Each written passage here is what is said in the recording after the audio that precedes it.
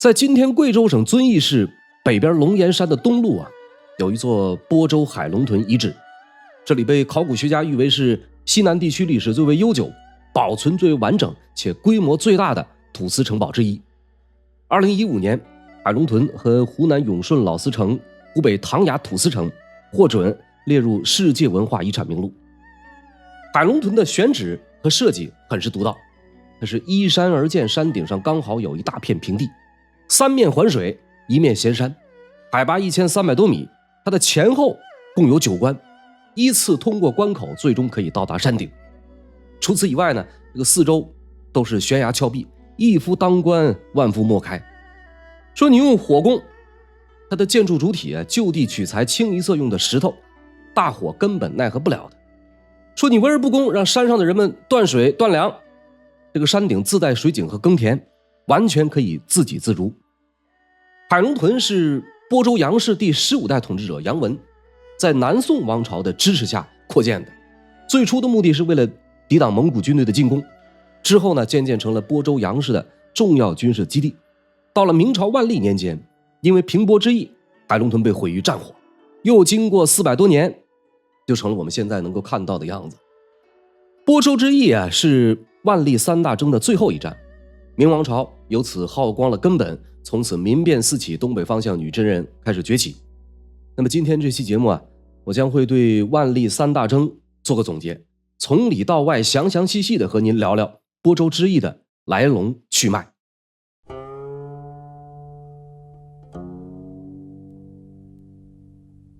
这第一个章节我们来一起梳理几个关键问题，梳理清楚您后边才能听得更明白。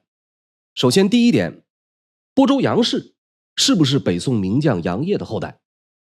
现在流传比较广泛的一种说法来源于明朝初年宋濂所撰写的《杨氏家传》，说入播始祖端，唐末南诏献播州，端以乾伏3年应募将兵赴播州，遂有其弟武传之昭无子，知同族杨业曾孙延朗之子冲广持节广西，与昭通谱，辍其子贵谦为昭后，嗣后守播者皆业之子孙也。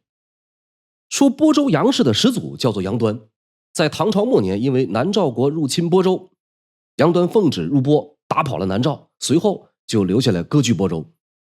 传到第5代杨昭，因为没有子嗣，赶上同族杨业的曾孙杨延朗的儿子杨冲广持节广西，杨昭和杨冲广同族相认，并且将杨冲广的儿子杨贵谦过继过来，播州杨氏自贵谦以后都是杨业的子孙。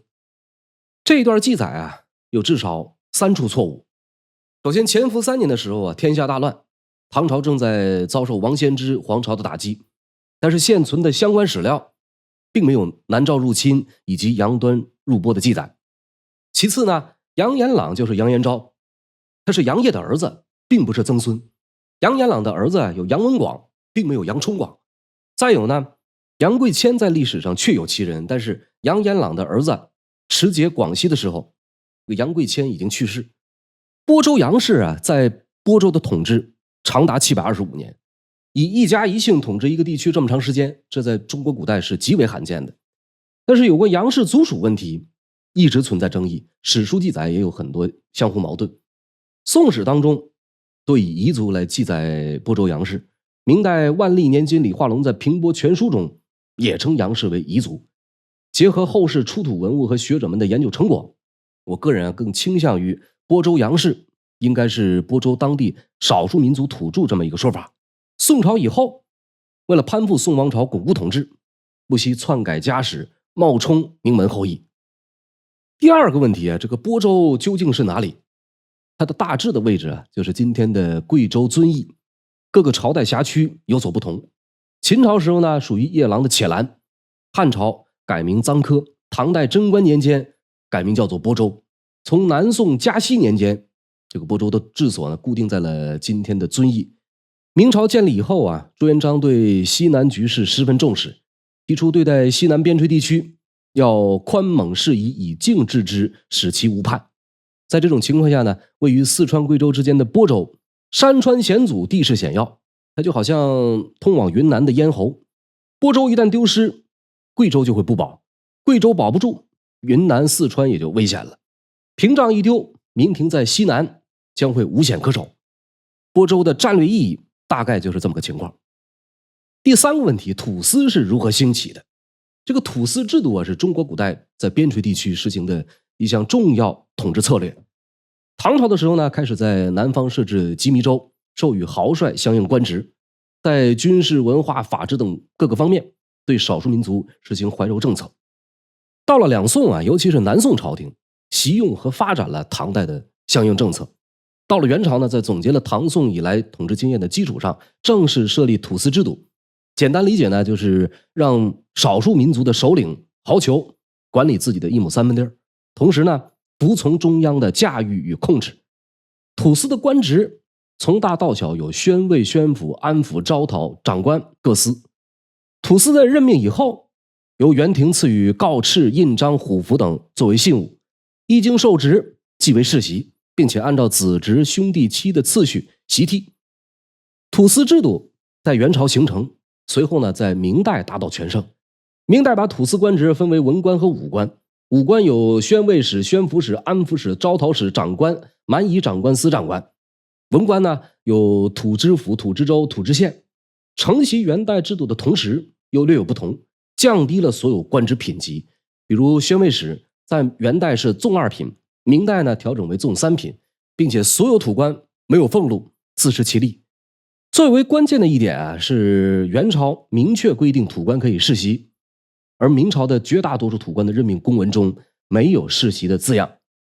继承制度啊，也没有严格规定，子孙、兄弟、叔侄、族人、妻妾、女儿、女婿、儿媳、母亲等等，只要能摆平这一亩三分地儿，都可以参与袭剔。时至今日啊，西南民间仍然流传着两广岑黄、丝剥田阳的说法，说的就是古代西南地区赫赫有名的4大土司。其中的播州杨氏从唐末到明朝统治播州长达725年，流水的皇帝，铁打的土司。杨氏之所以能够长期统治播州，得天独厚的地理环境不可忽视，更为关键的是人为因素。除了末代土司杨应龙公开反抗朝廷以外，压根儿就找不到杨氏违背中央的记载。而且每到王朝更替的时候，他们总能审时度势，摒弃马上就要挂掉的旧王朝，迅速转投新王朝。宋朝大观年间，杨文贵纳土内附，宋朝将其设置为遵义军。元世祖忽必烈授予杨邦县宣慰使，将其子汉英赐名为赛阴不花，封波国公。明朝洪武4年平定四川，洪武5年播州杨羌率众内附。朱元璋参照元朝制度，仍然设置播州宣慰司，以杨氏代代相传。播州杨氏是要实力有实力，要眼力劲儿有眼力劲儿。如果不是杨应龙，兴许再多个100年也不在话下。那么这位杨应龙好好的土皇帝不当，他到底是有什么想不开的，一定要坚决造反呢？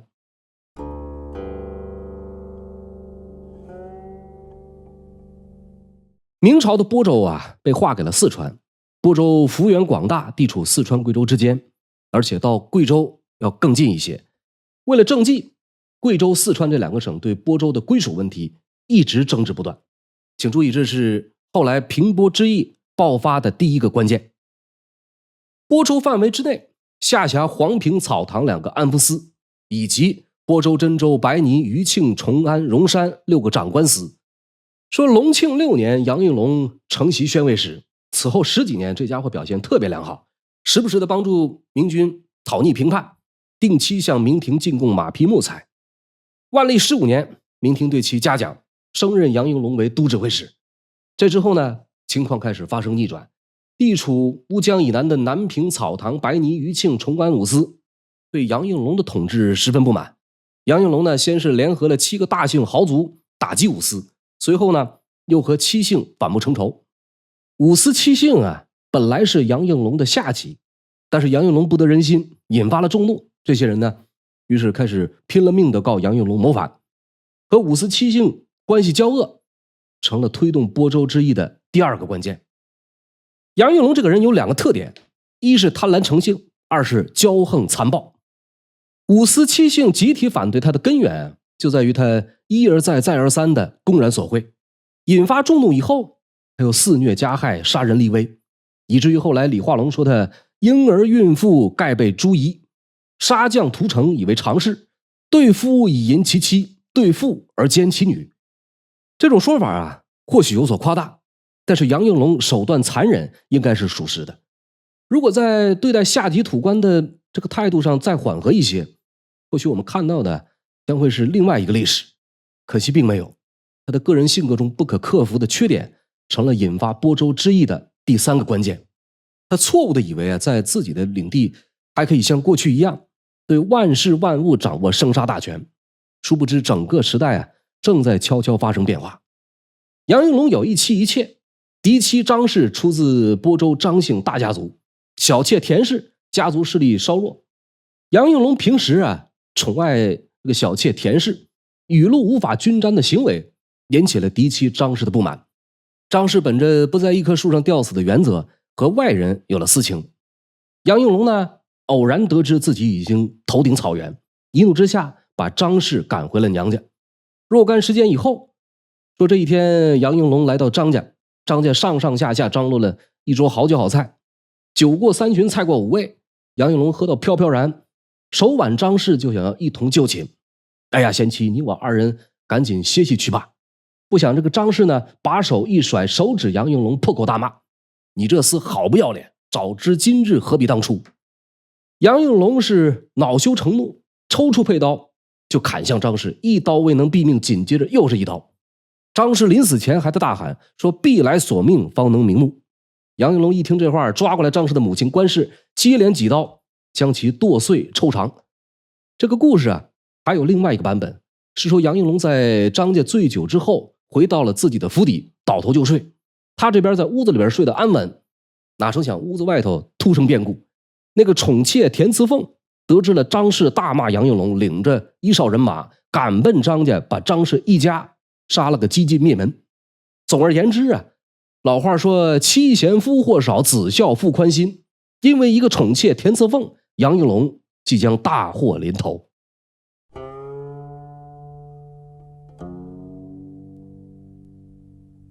杨应龙的杀妻事件就像一个导火索，迅速牵动播州各方势力下场互撕。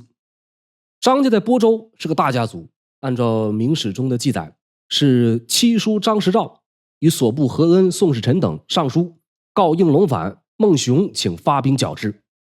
张氏的叔叔很快上奏杨应龙谋反，贵州巡抚叶孟雄、巡按陈孝紧跟着上书弹劾杨应龙，隶属杨应龙各项罪过，主张派兵征剿。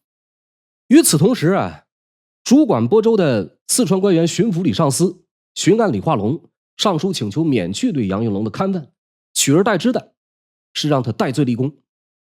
贵州和四川两省官员都是从自身角度考虑问题，在处置杨应龙这件事情上有很大分歧，两边都把皮球踢给了万历皇帝，大家伙都眼巴巴看着老大如何出手。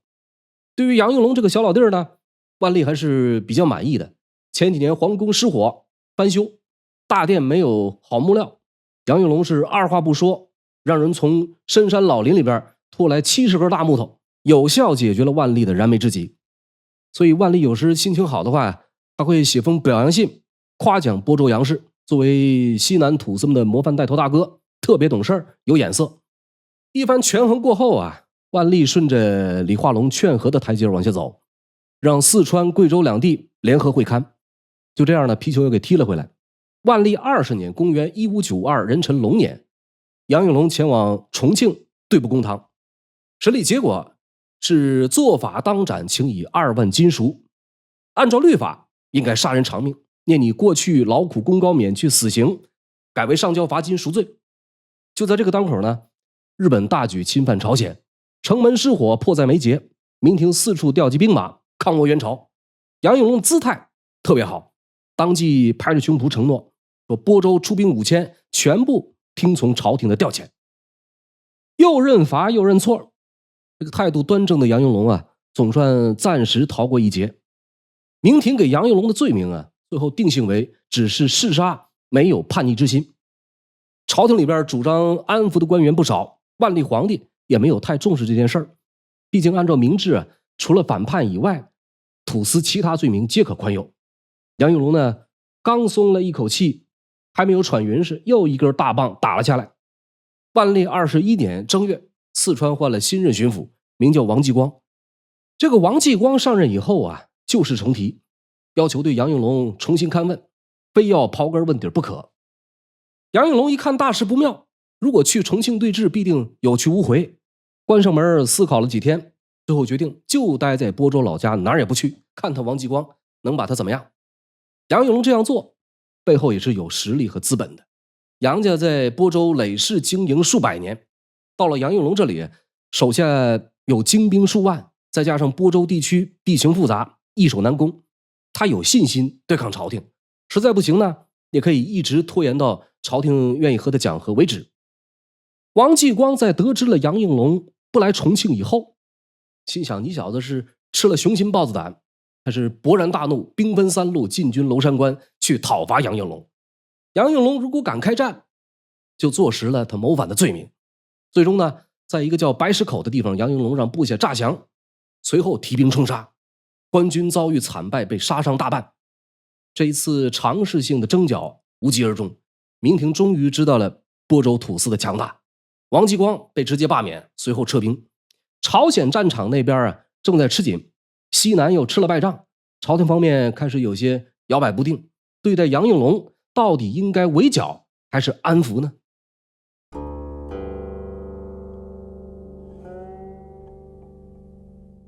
西南方面小范围的短兵相接，万历得知消息以后依旧不愿大动干戈，毕竟他对有眼色的杨应龙印象还不错，于是呢委任南京兵部侍郎邢介总督川贵军务，动身前往播州处理杨应龙叛乱的事情。邢介这位人物啊，在之前讲万历朝鲜战争的时候讲到过，这是明朝晚期的一位名臣。正是由于妥善处理了播州事务啊，后来明廷才会派他担任蓟辽总督，前往朝鲜战场主持大局。万历22年的10月，邢介来到重庆，先礼后兵，命令重庆知府王世奇前往播州，代替他向杨应龙问罪。事实上，邢介这样做啊，已经给了杨应龙很大的面子和台阶，能讲和就尽量避免打打杀杀。杨应龙啊也是非常识时务的，先派他的弟弟杨兆龙前去接待明廷官员，而后呢，让人把自己五花大绑，跪在路旁迎接王世奇，并弃请死罪，同时表示愿意向朝廷上交相应罪犯，缴纳罚金，听凭发落，面子给的足足的，态度也特别诚恳。重庆知府王世奇在请示了总督邢介以后，同意了杨应龙的处理方案，一番讨价还价，双方握手言和。杨的部下呀，有12人当了替罪羊，杨应龙被革掉播州宣慰使的职务，由其长子杨朝栋代理。除此以外，还要上交4万罚金赎罪。杨应龙次子杨可栋前往重庆充当人质。什么时候杨应龙的罚金交齐了，什么时候放杨可栋回来。对于双方而言啊，这是一个皆大欢喜的结果。如果事情发展到这里就结束，也就没有后面的战争了。眼看满天的乌云就要散去，中间又出了岔子。杨应龙的次子杨可栋不久死在了重庆，丧子之痛再次打破了差不多已经平静的播州局面。杨应龙心痛不已，匆忙赶赴重庆索要儿子尸体。但是重庆方面认为之前说好的罚金还没有完全收到，不肯放人的同时呢，还催促杨应龙尽快补齐罚款。这一下就完全激怒了这位一向彪悍的播州土司，他放出话来说：“吾子活，言既至矣。你们要是能让我儿子活过来，我的罚金分分钟送到。”万历24年，杨应龙在播州正式发动叛乱，主动攻打周边地区，屠城劫掠，血流千里，表示和明朝朝廷势不两立。当时的明廷精力主要放在元朝抗倭上，暂时没精力对付他。杨应龙节节胜利，野心也膨胀起来，阻塞驿站，侵占湖广48屯。到了万历27年，随着明军对日战争结束，万历这边也腾出手来，朝廷正式下达命令，终于启用李化龙总督川湖贵州诸军事，并且调来征倭大将刘听、麻贵、陈林、董一元跟随李化龙一起出征播州。您注意，这前后出现的李化龙是同名同姓的2个人。前期力主安抚的四川巡按李化龙，籍贯是山东章丘。后期平叛的这个总督李化龙籍贯是北直隶长垣，就是今天河南省长垣市。两个人都是万历年间的人物，特别容易混淆。那么官军那边啊，调兵遣将，此时杨应龙已经没了任何顾忌，趁着明军大队人马未到，率先在綦江大开杀戒，尽杀城中军民百姓，尸体全部投江，以至于附近的江水都被染成了红色。一时间，整个播州以及周边地区生灵涂炭，势同水火。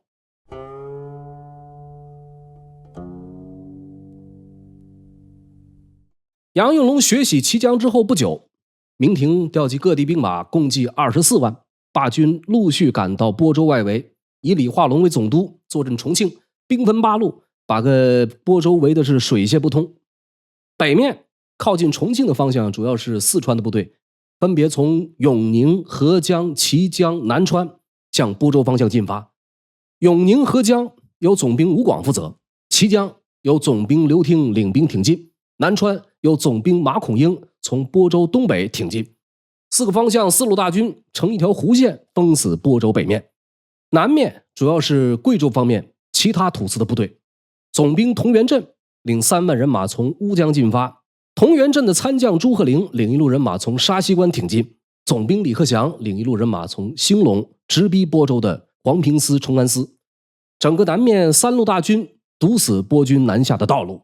第3个方向是东面，这个方向只有1路人马，由总兵陈林负责，从偏桥往播州方向进兵，主要是防止杨应龙向东突围进入湖广。3个方面8路人马就这样对播州展开攻势。杨应龙这边在北面关坝屯兵2万，而后又加派万余兵力抵挡最能打的刘听所部。南面的部署，杨应龙纠结了九股生苗与黄平的李应祥相抗。生苗和熟苗相对，指的是没有受到汉文化影响的苗族。与此同时，播州军的东面同样布下重兵。李化龙的8路大军在经历了不同程度的激战之后，战争逐渐集中在了以海龙屯为核心的9个重要关口。这是海龙屯外围的第一道防线，分别是娄山关、三渡关、上渡关、老君关、乌江关、河渡关、黄滩关、衙门关、洛门关。外围9关是进入播州的必经之路，都有重兵把守，而且除了河渡关没有战事记载，其余8关全部经历了惨烈的战斗。咱们单说在万历28年的3月，童元振领兵攻克乌江关、河渡关，这里距离海龙屯已经只有70-80里。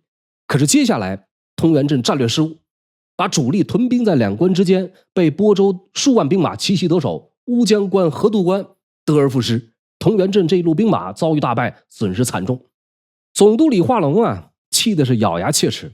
好在除了乌江惨败以外，其余各路兵马全都依次破关，频频告捷。其中的娄山关位置在海龙屯的北面，这是播州的一大门户，万峰丛聚，连峰插天。刘听所部一路南下，过关斩将，如果打下娄山关啊，再有50-60里就是海龙屯。3月29这一天黎明时分，战鼓隆隆作响，娄山关战役正式打响。播州军凭借险要地形啊，设有木关13座，关前挖了深沟陷坑，内里倒插竹签，摆放鹿角多层，减缓对方的冲击，在占据高点以高打低，压制官军。明军刚刚杀到关口，立刻被弓箭和石头打得不敢靠近。刘听是当机立断，调来火炮手、鸟铳手予以还击。一时间，娄山关上是哀嚎遍野，呻吟不断。播州军渐渐抵挡不住，萌生退役。明军趁势发动冲击，踏破关门，一举将娄山关攻占。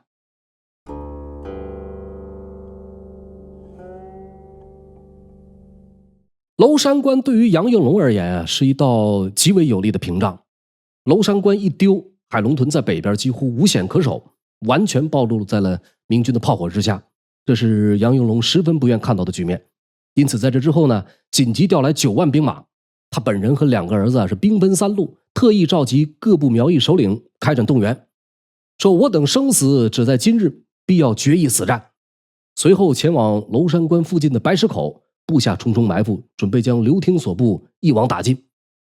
刘听这边在拿下娄山关以后啊，并没有贸然前进，而是命令部队驻扎在了白石口，准备等另外几路人马到齐以后，再一起直扑海龙屯。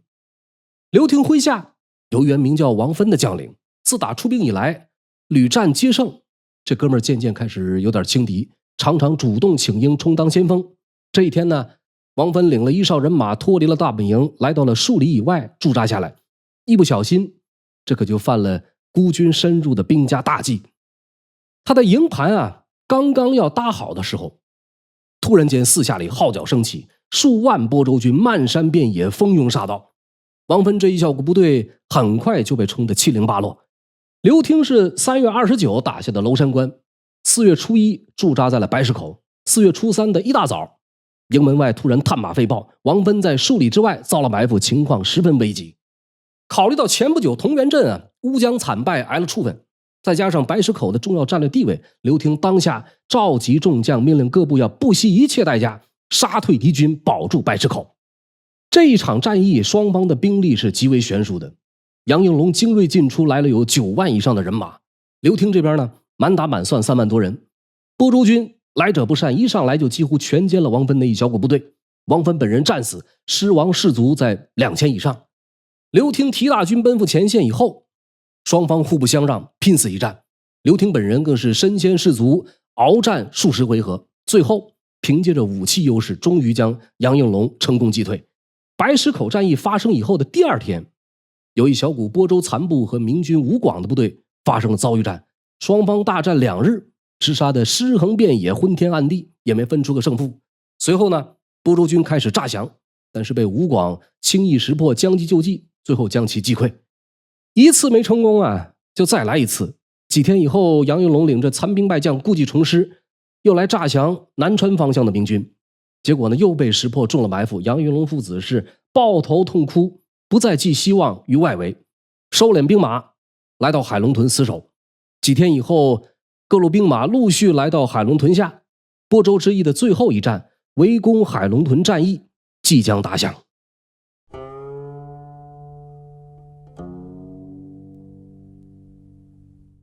咱们开头提到海龙屯是利用高山河流而建，3面环水，1面衔山。进入播州，通过外围9关以后，和海龙屯相邻的还有几个重要军事屯堡：龙爪屯、望军山、海云屯相互拱卫，又有养马城、养鸡城作为羽翼。突破了这2层防御体系以后，海龙屯仍然可以自成体系，独立存在。在屯前有6关，分别是铜柱关、铁柱关、飞虎关、飞龙关、朝天关、飞凤关。铜柱、铁柱是在山脚，依靠高大坚实的城墙和高不可攀的悬崖，2关连成一体，构成第1道防线。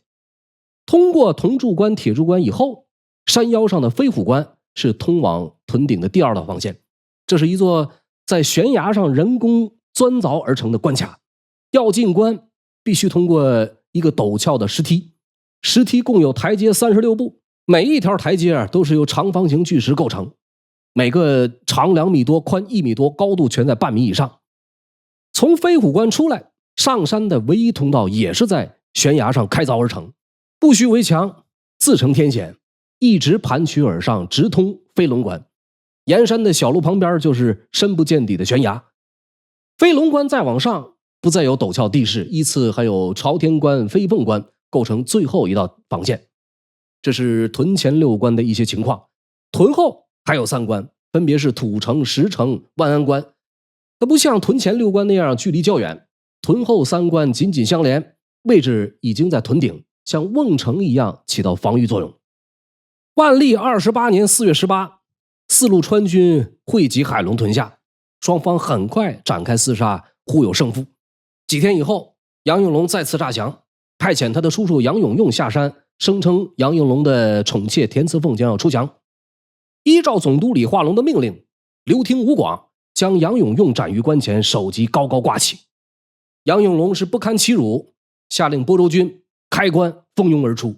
双方一场大战，播州军留下了250颗首级，狼狈回山。说很快8路大军相继会师海龙屯下，杨应龙前后受敌，形势已经一天不如一天。在李化龙的方略指导下，明军开始轮番攻打海龙屯，但是因为天气恶劣，大雨昼夜不停，攻势稍稍受到影响。到了6月初4，天气突然转晴。初五这一天凌晨3、5点钟，刘听、李应祥开始攻打海龙屯后门。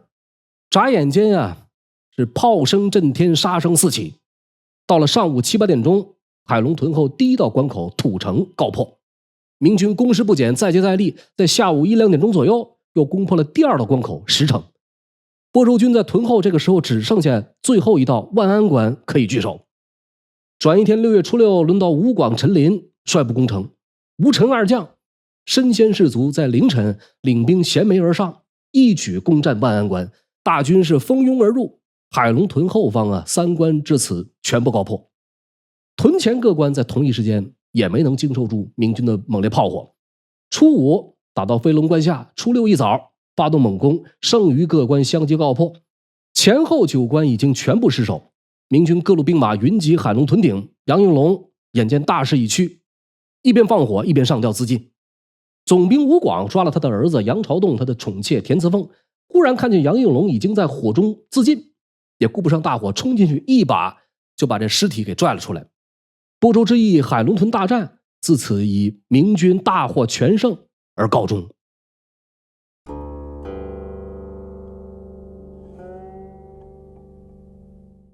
整个播州之役啊，前后144天。播州在战后改土归流，一部分归了四川，一部分归了贵州。杨应龙的尸体以及全家老小几十口全部被押送京城以服国法。赵哲应龙师、陆朝栋、赵龙等于是坚挺了725年的播州杨氏土司从此覆灭。对于明廷而言啊，这一场战争对于巩固西南统治以及西南地区政治稳定和经济发展无疑具有重大意义。然而接连经历了宁夏之役、抗倭援朝、播州之役、万历3大征，耗光了国本，继而产生了消极负面且不可逆转的深远影响。仅军费一项啊，根据《明神宗实录》的记载，宁夏之役花了近200万，朝鲜战争花了780万，到了播州之役，国库已经见底儿，东拼西凑，最后耗费300多万。万历3大征在时间上一脉相承，为了维持庞大的战争，明王朝转饷于大半个天下，国家财政日益枯竭，产生了严重困难，国库亏空严重，就不得不增开赋税。播州平叛开始的万历27年啊，增派赋税比20年前10增其4，天下营食之户比20年前10减其5。这种维持国家机器正常运转的举措，最直接的后果就是引发社会矛盾，民变四起。万历24年啊，神宗皇帝开始向各地派遣矿监税使。到播州之役的时候，全国厂矿几乎都由宦官控制。按照当时的大学士赵志高的话来说呢，就是这些人挟官剥民，欺公肥私，所得进上者10之1、2，暗入私囊者10之8、9。长期的战争和对百姓的剥削使整个国家元气大伤，全国各地接连爆发大规模的流民起义。到了崇祯2年，高迎祥、李自成、张献忠等人先后发动民变，他们成了明王朝最后的掘墓人。建州女真也是在万历3大征之后得以崛起，尤其是播州之役，明廷调集了20多万大军远赴西南，使得东北的军事实力大大削弱，这给了努尔哈赤绝佳的发展机会。在这之后，明廷对女真的控制丧失了主动权，大明王朝开始一落千丈。万历44年，大金政权建立。万历46年，努尔哈赤以七大恨为由讨伐明朝。30年后，满清入关，逐步统一全国。这个播州之役啊，本来是完全可以避免的。万历皇帝多次谈到杨应龙有功于朝廷，杨应龙也不想对明廷开火，但最终呢，因为川贵两省官员相互倾轧，争夺播州，播州内部五司七姓同恶相济，矛盾激化，杨应龙本人骄横残暴、雄才嗜杀等等多方面原因，最终推动了这场家与国之间的双输之战。明王朝加速了灭亡，杨氏土司遭受了灭顶之灾。好了，读历史知善恶，这里是烽火照东南，感谢您收看收听我的节目。如果喜欢，欢迎订阅我的频道。本期节目到此结束，我们下一期不见不散。